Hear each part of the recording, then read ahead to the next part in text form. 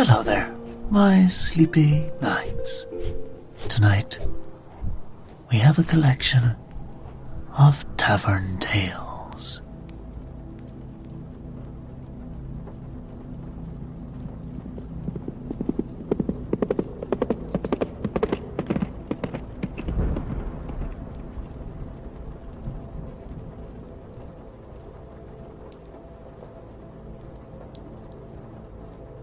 The wind howls like a wounded beast, clawing at your furs with fingers of ice. You've misjudged the mountain pass between Whiterun and Windhelm, a mistake that might cost your life. The snow falls not in gentle flakes, but in sideways sheets that sting your exposed skin like needles, obscuring the path until each step becomes a gamble between solid ground and empty air.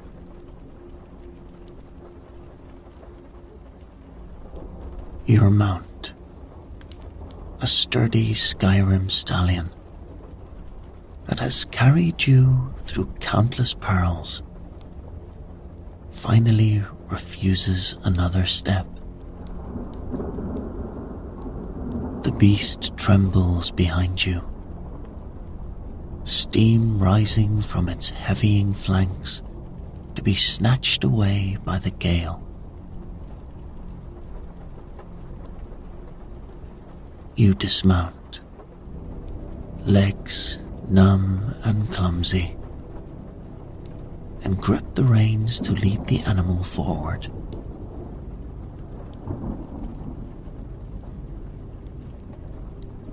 Time itself loses meaning in the white void. You might have been walking for minutes or hours when the wind shifts, parting the curtain of snow just long enough to reveal a faint golden glow in the distance. Hope surges through your frozen veins, lending strength to your laden limbs.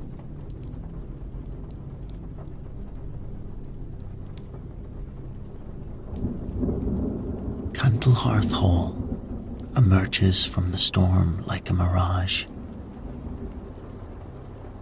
its windows blazing with welcoming light. You stagger the final distance, practically falling through the door when it opens.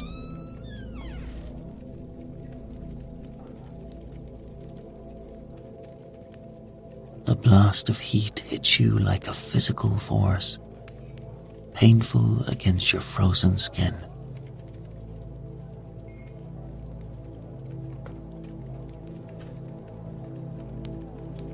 The tavern is unusually crowded, filled with travelers similarly caught by the blizzard's supernatural fury. The innkeeper, a weathered Nord woman with arms like tree trunks, takes one look at you and barks orders to her staff. Soon, you're seated by the massive hearth, a mug of spiced mead warming your hands, while a stable boy tends to your exhausted mount.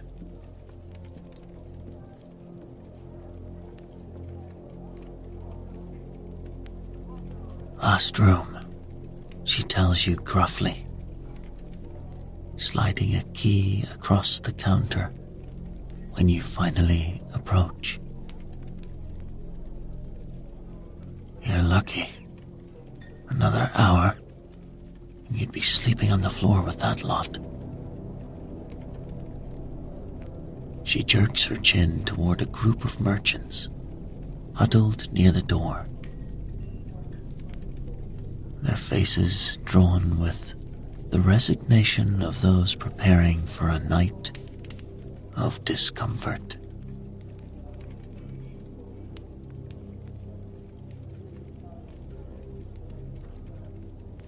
You retreat to your place by the fire, content to simply exist in warmth and safety, as feeling painfully returns to your extremities. The dragon bone amulet around your neck, a family heirloom of questionable origin, but undeniable craftsmanship, slips free of your tunic as you lean forward to warm your hands. Its polished surface catches the firelight, sending fragments of amber illumination dancing across your fingers.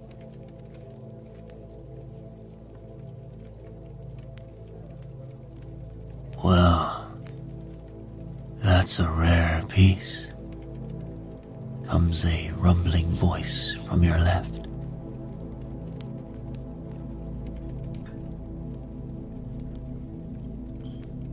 You find a massive Nord settling onto the bench beside you. One sleeve of his tunic hangs empty, pinned neatly at the shoulder. His beard is shot through with grey, but his eyes hold the sharp clarity of one who has seen much and forgotten little.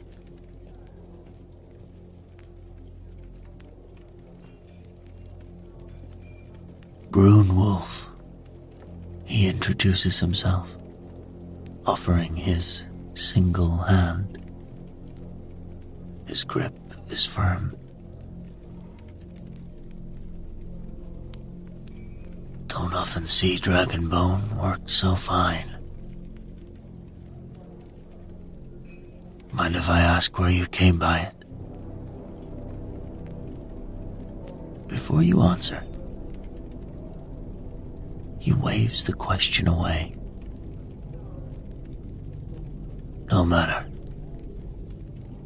It's the wearing of it that interests me. They say dragon relics find their way to those who need their tails. He takes a long pull from his tankard. Would you like to hear a story, traveler? Might help pass the time until this cursed storm blows itself out.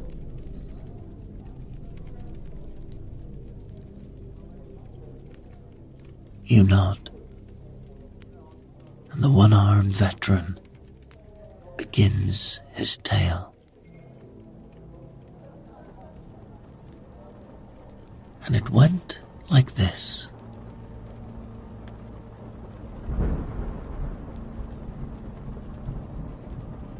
In the hold of Falkreath, where the forest grows thick and ancient, there lived a woodcutter named Jormund. Now, this wasn't in recent times. This tale reaches back to when the great pines were saplings and the mountains a handspan shorter. Jormund had a wife with hair like autumn leaves and 3 children with her eyes green as spring grass. They were happy enough in summer and fall. But when winter came hard to the south, even the sturdiest heart might falter. Game grew scarce. The ground froze solid. And one particular winter, the worst in living memory, found Jormund watching his children grow thin and his wife's smile fade. When your children's bellies rumble loud enough to wake you in the night, a man considers paths he'd otherwise avoid. So, it was that Jormund found himself in the Forbidden Grove, a stand of ancient trees older than mankind's memory of Skyrim. The elders warned against cutting there. The Jarl had forbidden it.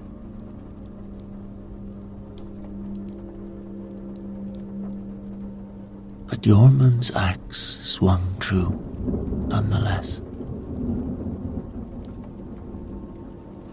On his third swing, the blade struck something beneath the bark. Not wood. A strange black root that ran deep through the earth.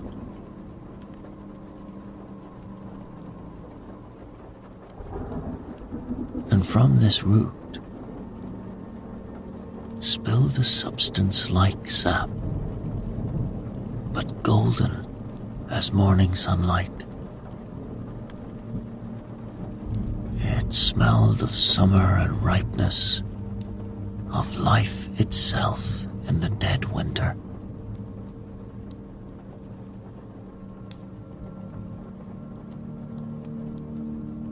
Jormund collected what he could in his water skin and returned home with wood enough for a modest fire.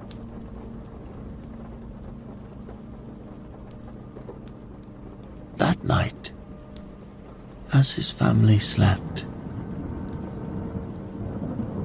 he sat by the dying embers and found himself unable to rest. The golden sap seemed to pulse in its container, as if alive.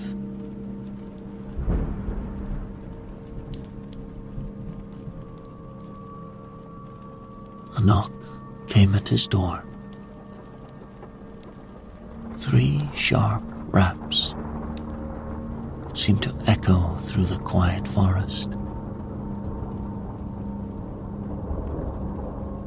When he opened it, there stood a woman of unearthly beauty, her skin pale as birch bark, her hair a cascade of leaves despite the season.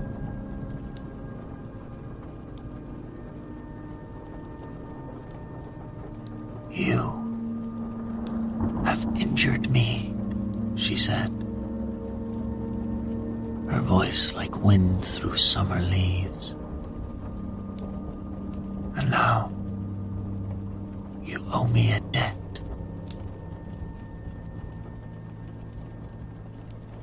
Jormund, though simple, was no fool. He recognized one of the old powers when he saw it.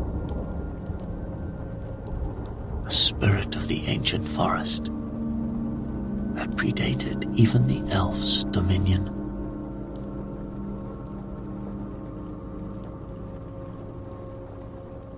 "I took only what my family needed to survive, he protested. The forest spirit's eyes narrowed. All men justify their thefts with necessity. Yet I am not unreasonable. I offer you a pact, mortal. Prosperity for your family.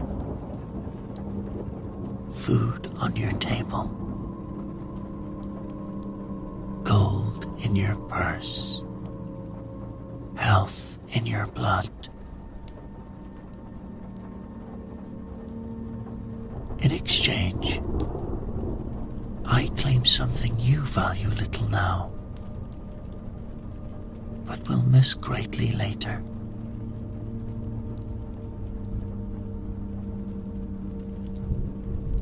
When your children cry from hunger, when your wife's ribs show through her nightdress, caution seems a luxury.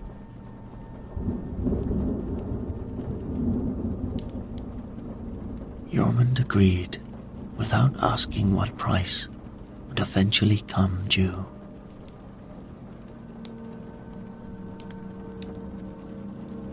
The spirit smiled then, not unkindly, but with the patience of a being who measures time in centuries rather than moments.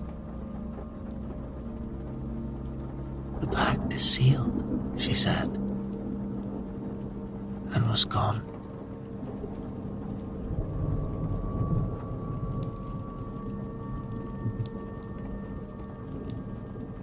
From that day, Jormund's fortunes changed as suddenly as the weather in reach. Game practically walked into his traps.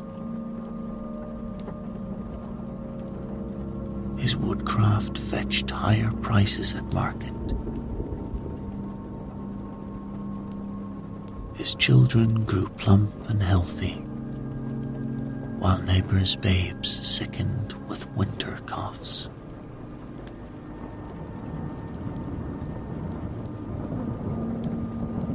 Years passed.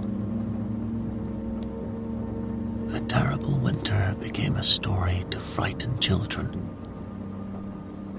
then a distant memory, then merely a line in the Jarl's record books.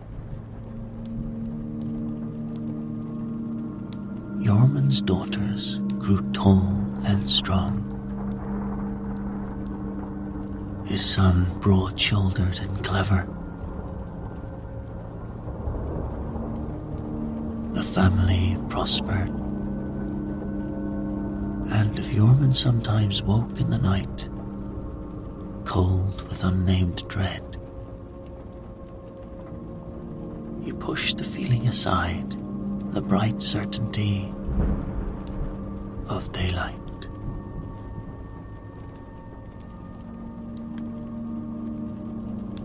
Until his eldest daughter's wedding day. She was resplendent in white, her mother's green eyes bright with happiness as she took her vows in the temple of Mara. When the time came to seal the union with a drop of blood from each partner, an old Nord tradition, she pricked her finger with the ceremonial dagger.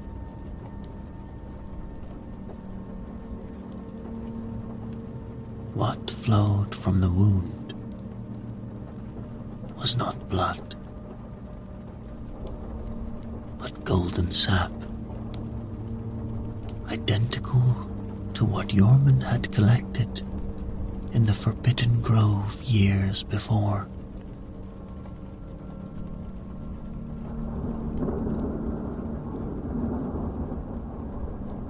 In that moment, Jormund understood the true price of his bargain. The forest spirit had claimed his bloodline. His children and their descendants would gradually transform, becoming one with the ancient grove he had violated. In his desperation to save them from winter's hunger, he had condemned them to eventually cease being human at all.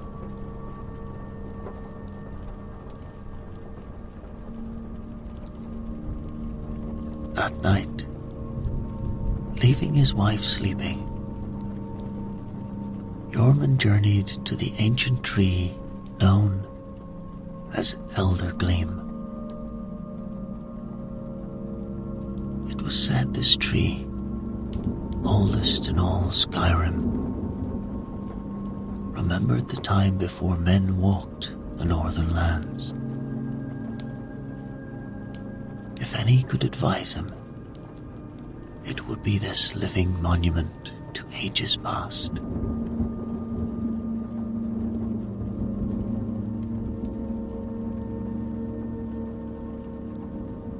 And so he traveled for 13 days, eating little, sleeping less. When he finally stood before the massive trunk of the Eldergleam, words failed him. But the ancient tree needed no speech to understand his purpose.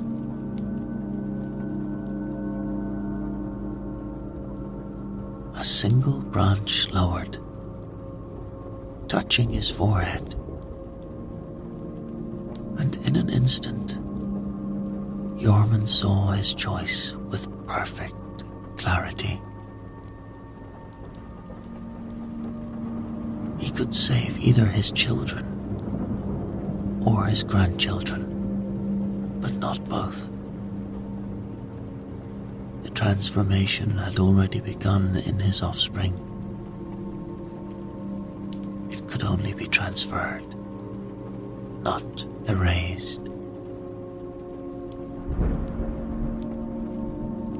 Without hesitation, Jormund chose to save the unborn generations. He gathered sap from each of his 3 children as they slept, brewed it with ingredients from the Eldergleam, and drank the potion himself.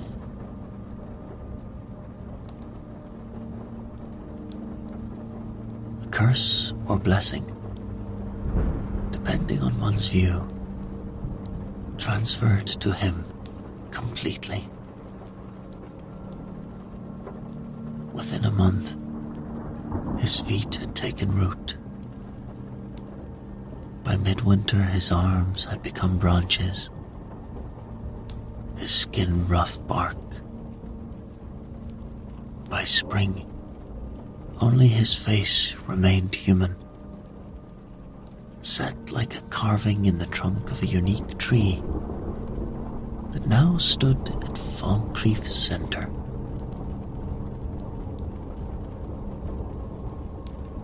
They say that tree still stands today, though few connect it to the old tale of Jormund the woodcutter. Once a year, it's said it bears a single fruit that can cure any disease, no matter how grave. Local tradition holds that those healed must plant a new tree somewhere in thanks. For what is taken must always be returned in kind.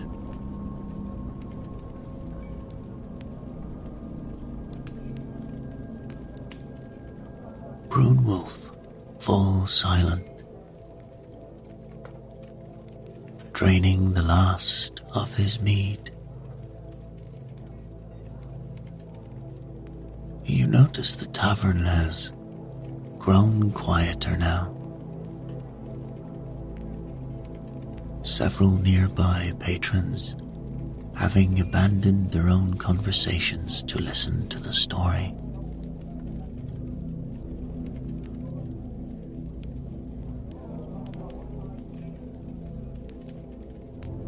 A good tale deserves good mead, says a silky voice from behind you. A Dunmer woman approaches, her crimson eyes reflecting the firelight. Arania, she introduces herself, sliding onto the bench across from you.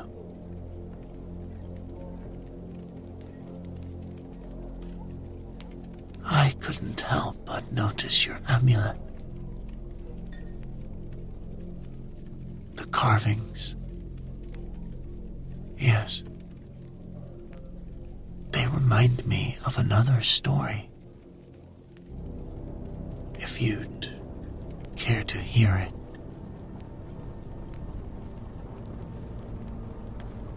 And the story went like this.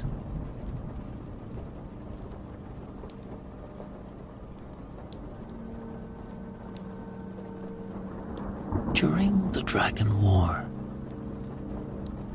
when men first rebelled against their scaled overlords, twin brothers served among the elite warriors of the dragon cult. Heddick and Fjords, identical in face and form, but increasingly different in spirit as the war progressed.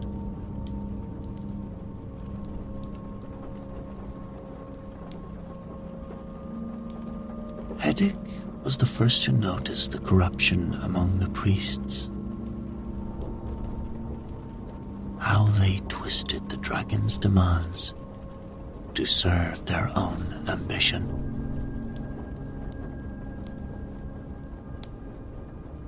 He witnessed sacrifices that benefited no one but the priest's lust for power. Saw how they hoarded knowledge that might have spared innocence.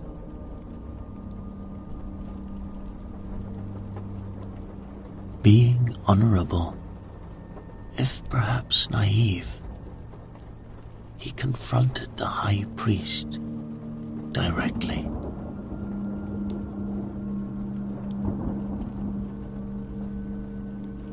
That night, he told Fjords of his plan to defect,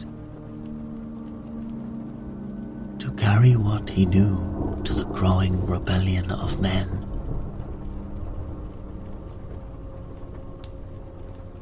Come with me, brother, he urged.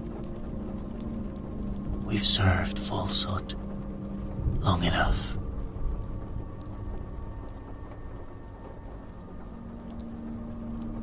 But Fjords had risen higher in the cult's ranks than his twin.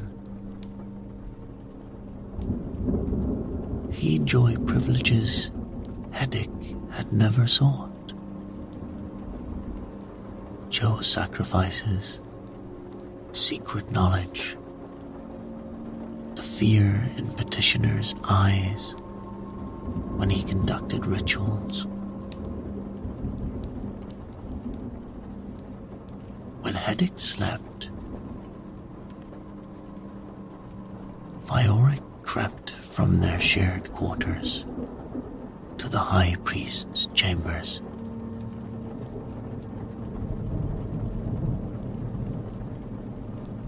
And by dawn, Heddick was in chains.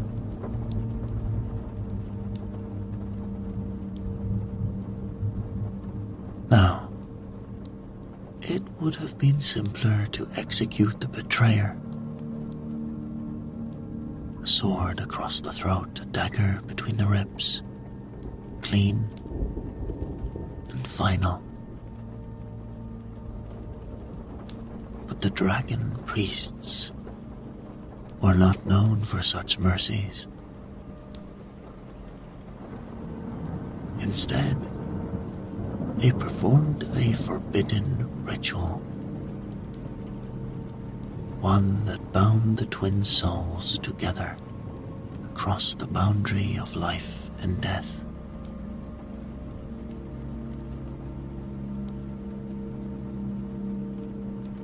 They entombed Heddick alive in a sealed chamber with no door. Only a small opening through which air could pass, enough to sustain life, but not enough for hope of escape.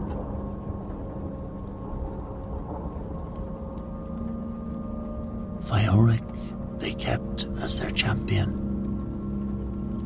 knowing that what one brother felt, the other would experience in kind.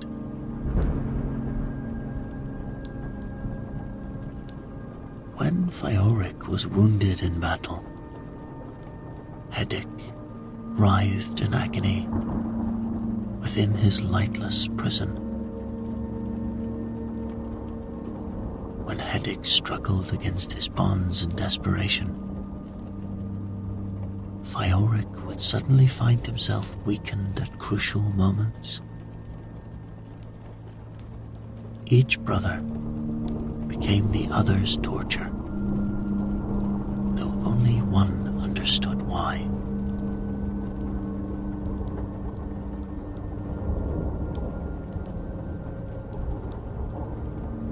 Years passed by. The rebellion succeeded. The dragons fell. And Fjords, having survived the conflict, was entombed with honors when his time came. Interred in the same barrow where his brothers still lived in darkness, separated only by a wall of stone.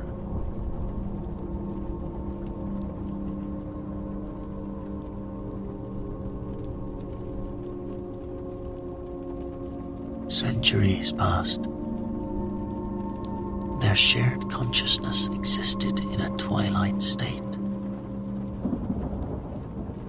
neither truly alive nor properly dead. And their hatred festered in that in-between space,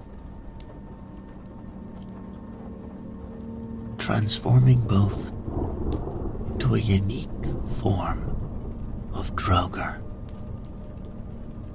undead that retained the ability to feel emotions, to hunger for more than mere flesh.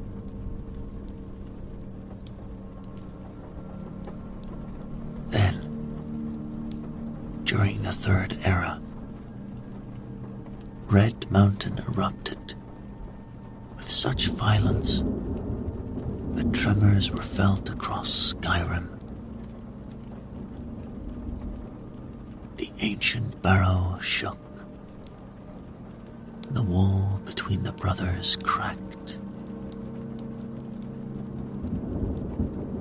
For 13 days, they battled within the tomb, perfectly matched, knowing each other's every move before it was made.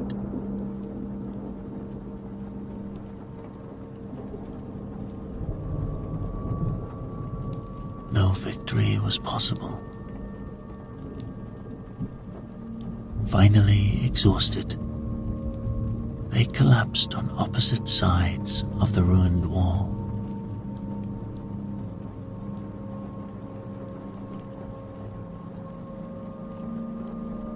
cursed to this half-life together, Fjords said at last. Neither can destroy the other without destroying himself. Heddick, who had years of solitude to consider their situation, nodded. Then let us forge purpose from our curse. We will be judges of those who enter our tomb. And so, they made their pact. If an intruder resembled Fjords in temperament, the betrayer, the ambitious one, Heddick would destroy them. If they resembled Heddick, the betrayed, the righteous one, Fjords would attack.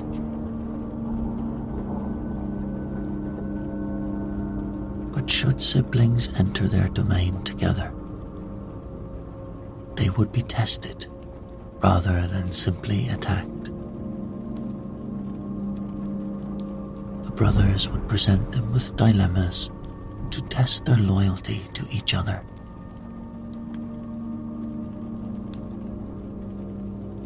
Most failed these tests.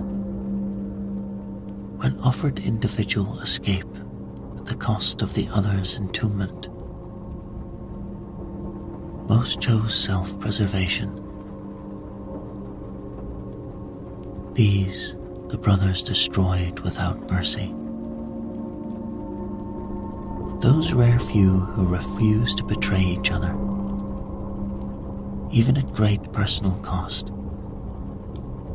these the brothers allowed to leave, carrying with them a single treasure from the tomb.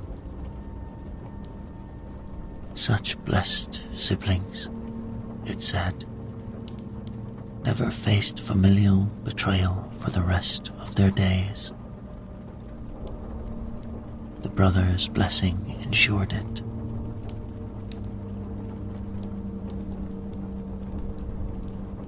Some scholars believe the barrow still exists, somewhere in the mountains, near Wildhelm,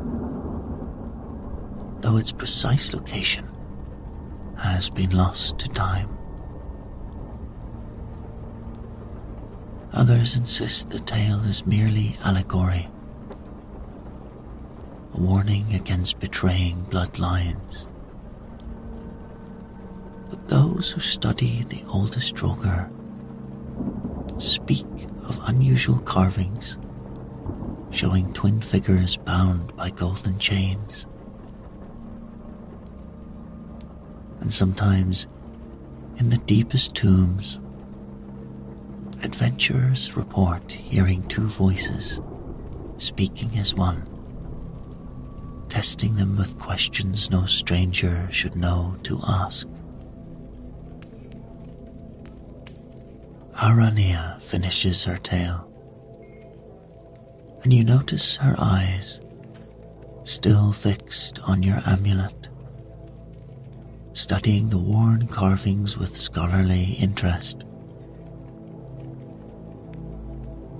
The tavern has grown quieter still, as more patrons have turned to listen. Outside, the wind's howl seems to have diminished slightly, though the snow still falls thick beyond the windows.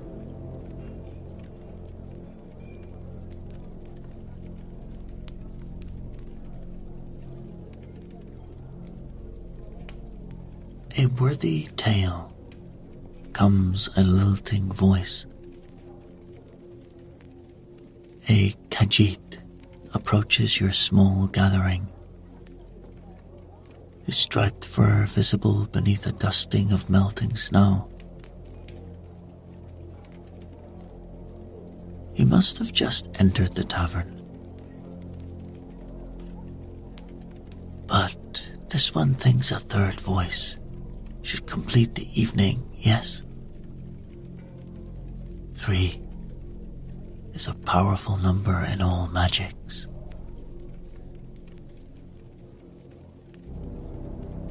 The Khajiit introduces himself as Carjo, the caravan guard. He gestures to your amulet. The dragon bone speaks to this one story as well. If you would hear it, and the tale went like this.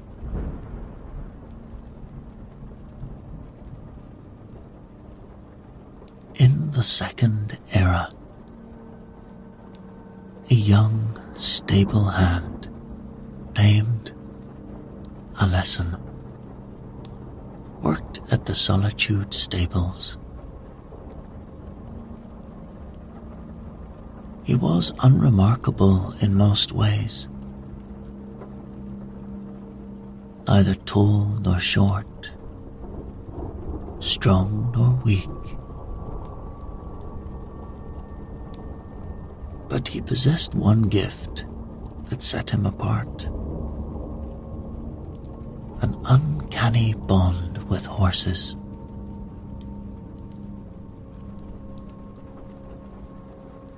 The most ill-tempered stallion would grow calm under his touch. The most skittish mare would allow him to handle her foal. This talent did not go unnoticed, and soon nobles specifically requested Alessan care for their prized mounts when the business brought them to Solitude.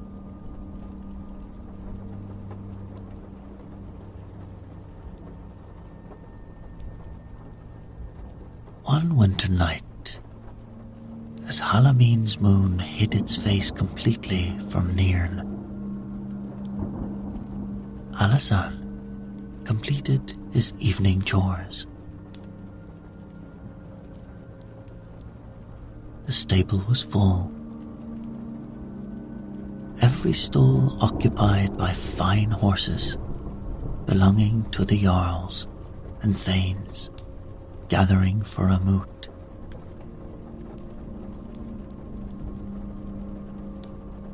As he prepared to seek his own bed in the loft above, he noticed a peculiar silence. The horses, normally nickering softly as they settled in for the night, stood absolutely still. Their ears pricked forward toward the stable doors.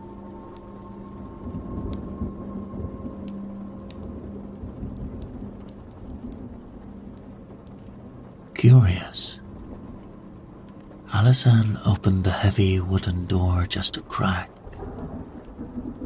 and froze in wonder.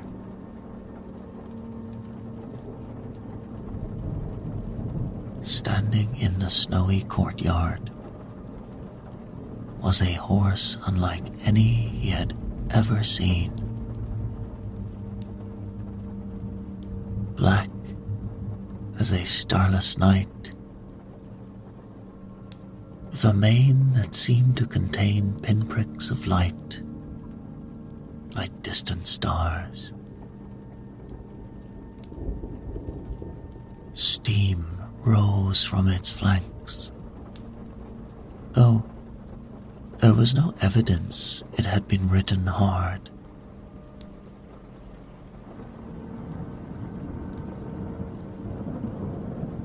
"Whose mount are you?" Alessan whispered, stepping forward. His hand extended, palm flat in the way he approached all unfamiliar horses.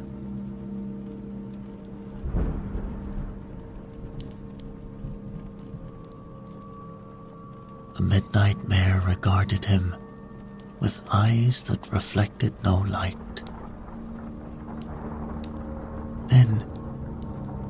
To his astonishment, a voice spoke directly into his mind. I belong to no mortal man yet.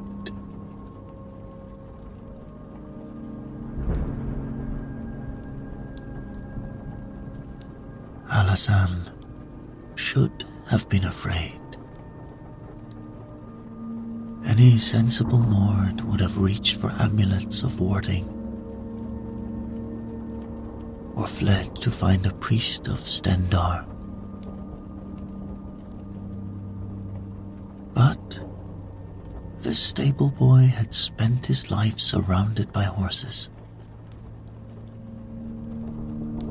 finding more comfort in their company than that of men.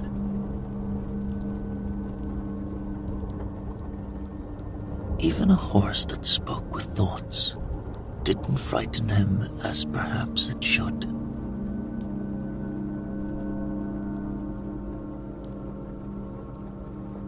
What do you want of me? He asked simply.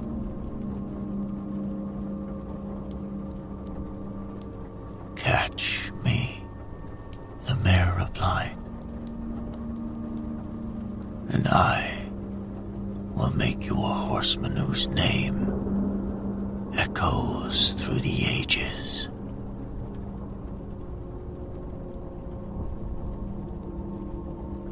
Before he could respond,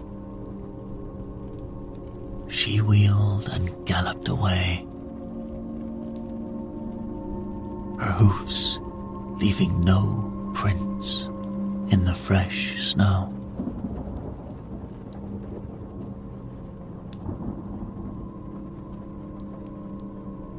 The next night she returned, and the next. And each time she presented him with different tests, catching her at full gallop, riding her bareback over treacherous terrain, guiding her through obstacle courses. What Alasan couldn't know was that the mare was Nightmare,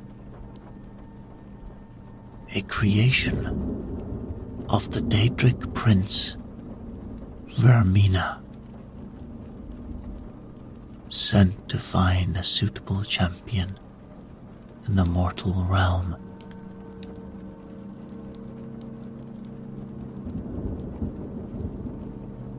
As Alasan passed each test, he began experiencing strange dreams. He would see disasters before they struck. A fire in the merchant quarter, collapsing mine shaft, a child falling through river ice. Each morning after such a dream, he contrived to be near the location from each vision.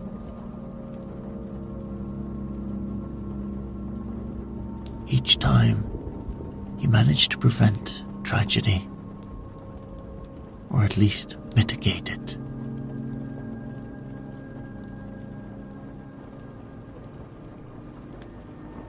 People began to notice. The lucky stable boy, they called him at first.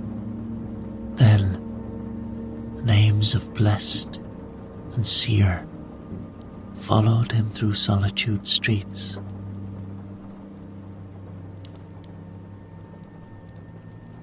The High King himself took notice when Alasan's warning prevented an assassination attempt.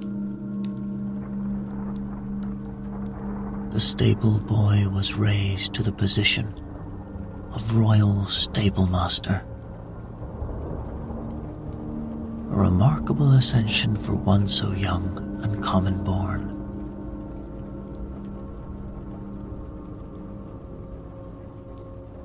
the while, the midnight mare continued her nightly visits. Visible only to Alasan. "You're nearly ready," she told him, after he had thwarted the assassins. "One final test remains."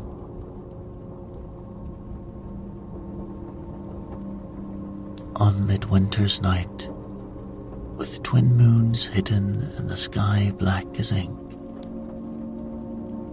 she appeared at his window in the royal stables.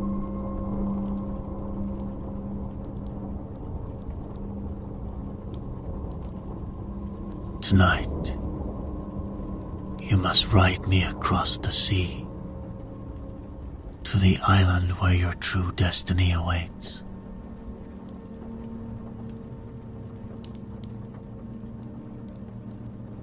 Alasan followed without question, mounting the midnight mare with the easy grace of one born to the saddle. To his amazement, she galloped across the surface of the cold sea as if it were solid ground. Her starry mane leaving a trail of light across the black waters.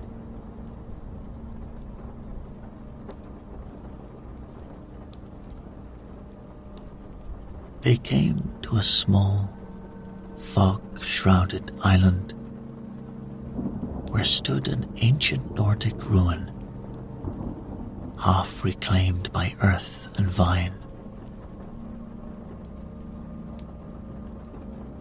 Inside, Alasan discovered chamber after chamber filled with sarcophagi, each bearing the likeness of a man or woman with closed eyes and peaceful expressions.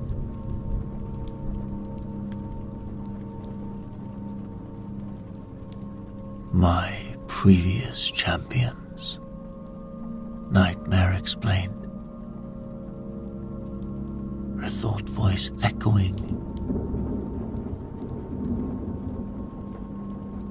"Each served for Mina for exactly 10 years.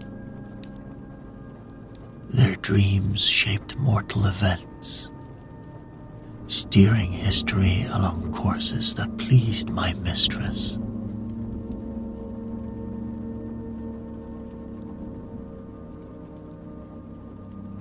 Alasan studied the stone faces, dozens of them, from every race of Tamriel. With sudden clarity, he understood the trap he had nearly stumbled into. And after 10 years, their bodies rest here. Their souls serve in another realm, came the simple reply.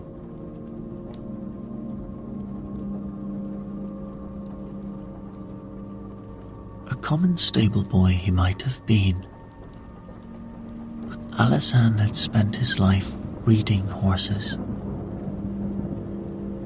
Creatures who cannot lie with words but speak volumes with subtle movements.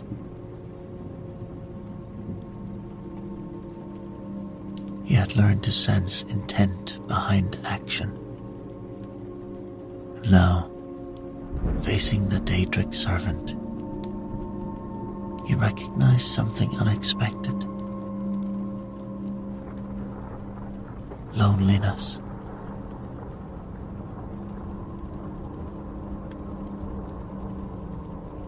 "You've been collecting champions since time immemorial," he said. "But you yourself remain apart. The messenger, never the message. The bearer, never the gift.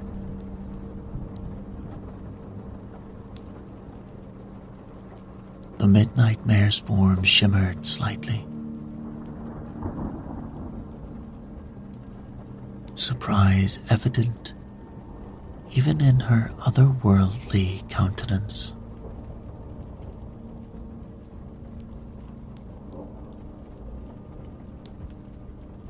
I propose a different bargain, Alissan continued. Not as Fermina's champion who manipulates dreams,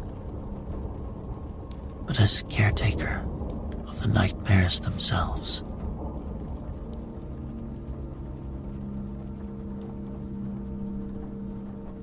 And so, Alissan became the first nightmare shepherd, able to enter dreams and guide or redirect nightmares away from the innocent.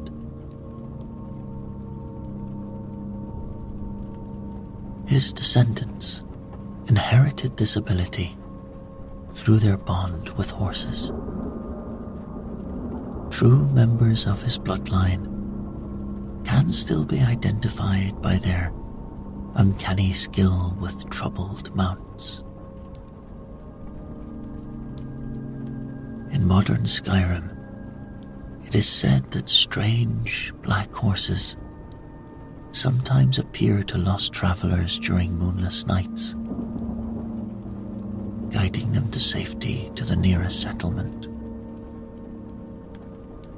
These steeds vanish with the dawn, leaving only a single black hair that shimmers with starlight.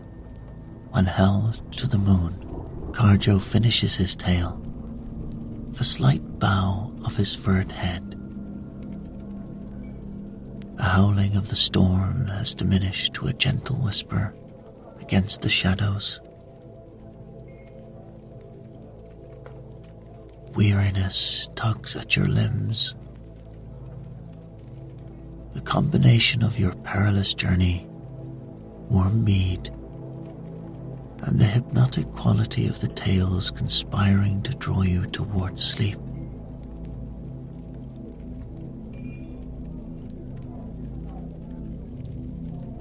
You bid goodnight to the storytellers, making your way to your rented room. Sleep comes swiftly, deep, and dreamful.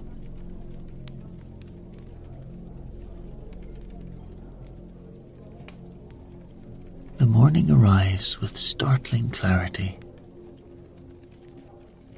The storm has passed completely, leaving a landscape transformed into glittering white sculpture beneath a sky of flawless blue. As you prepare to resume your journey, you inquire after your 3 companions from the previous night.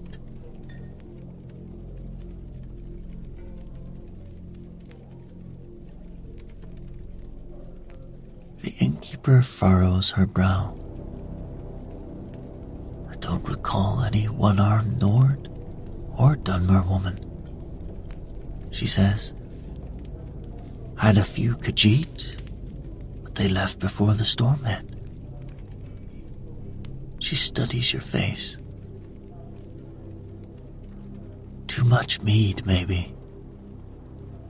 That hearth can put strange notions in a traveler's head when the wind howls.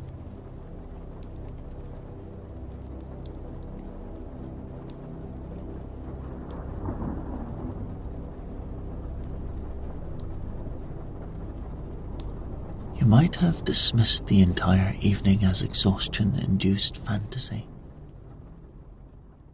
except for when you discover in your